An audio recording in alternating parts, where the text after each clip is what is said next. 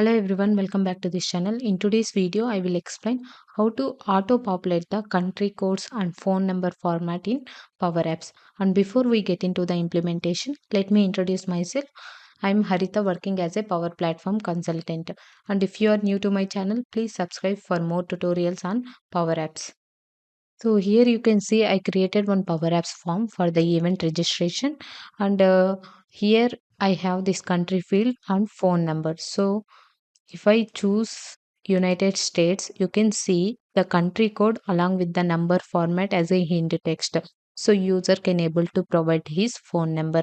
Same for different countries I have provided like Australia. I only provided for the few countries.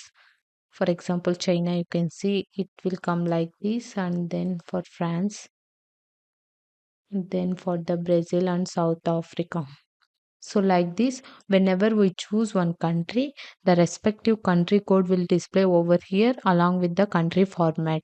So from the users, we can get the correct phone number and country details. Now let's see how to achieve this auto populate the country code along with the number format. So for implementation purpose, I took the individual controls in the screen. So for the country, I took one combo box control, and for the country code and the phone number, I took text input controls. And now we need to get the country names and all these details, right? So for that one, I created one collection in the app on start property. So here you can see the collection name is collection countries. And don't get confused about this one. I just created for my other requirement. So in this collection, you can see I have three fields: country name, country code, and phone number format.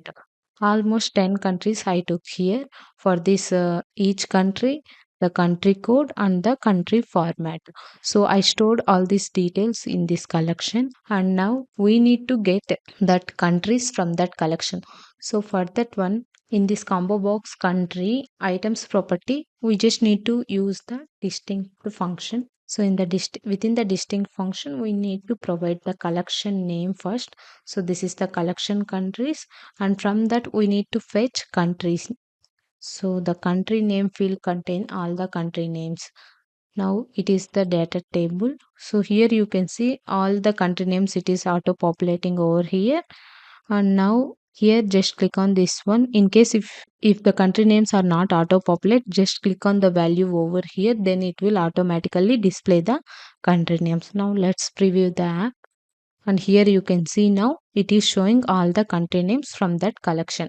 Now whenever we choose this country name, any of this country name, so that related country code and the phone number format we need to auto populate.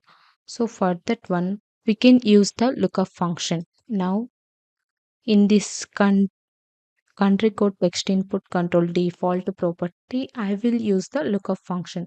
So take the lookup function, and the data source we need to provide the collection name, collection countries, and the condition will be the country name whatever we selected here in this combo box, that should be equal, that should be matched with the country name present in this collection. So now for this country name, I will give the condition. Here you can see the combo box name is CMB country. So we need to provide CMB country dot selected dot value. And now condition is over. We need to fetch the country code, right? So here you can just put on the country code. Now it is giving blank, that is because we haven't chosen any country name. Let's preview the app. Now I will choose the India. You can see it is showing 91, and for United States it is +1. See, there is another way of using this lookup function. Instead of giving in outside of that lookup function, just remove it. So here within this also we can able to provide, and still it will show the country codes in this text input controls. So here you can see for each, when I'm changing the country name, automatically the country code is populating. Now we also need to do the same for this phone number field. So here in the phone number field, anyhow, user needs to provide the phone number. So if we provide in the default property, it should not be a right way because they need to remove and they need to provide, right? So here we are showing the format only to give like an hint to the users that they need to provide the phone number in this format. So for this text input control, you can see there is a hint text. So in case if you provide any text, it will take anything. I will provide enter your phone number. So here you can see, I will just increase the screen size. Enter your phone number. It is displaying over here. So this property we will use now. In this hint text, I will remove this one. Same like previously, we will just copy this code and here I will provide hint text property. Instead of this country code, we will provide phone number format. Now you can see for this one second. For this France country, the country for phone number format is this one. And let me change the another country. Now you can see for the India, +91 is the country code and 10 digits is the number format. Same for Australia. So you can see the number format.